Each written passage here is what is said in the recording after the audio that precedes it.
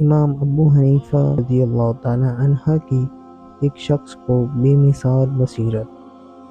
السلام علیکم، میرا نام ہے ارسلان اور آپ سب لوگ دیکھ رہے ہیں دین اسلام۔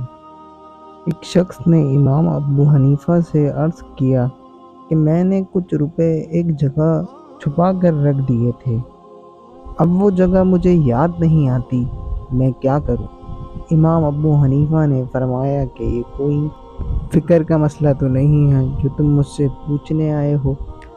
پھر جب اس شخص نے زیادہ اصرار کیا تو امام ابو حنیفہ نے کہا کہ آج پوری رات نماز پڑھو، انشاءاللہ اللہ کوئی نہ کوئی وسیلہ ضرور بنا دے گا جس سے تمہارے پیسے تمہیں مل جائیں گے انشاءاللہ۔ چنانچہ اس شخص نے رات کو نماز پڑھنا شروع ہی کی تھی کہ اسے یاد آ گیا کہ اس نے پیسے کہاں رکھے تھے، اور وہ نماز چھوڑ کر فوراً اپنے پیسے نکالنے بھاگ کھڑا ہوا۔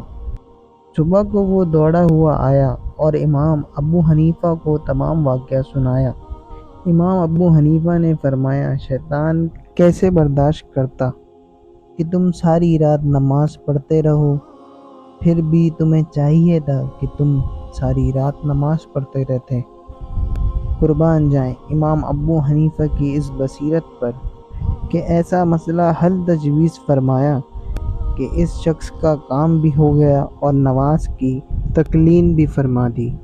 اگر آپ کو دین کے واقعات پسند ہیں تو ہمارے چینل کو ضرور لائک اور سبسکرائب کر لیں۔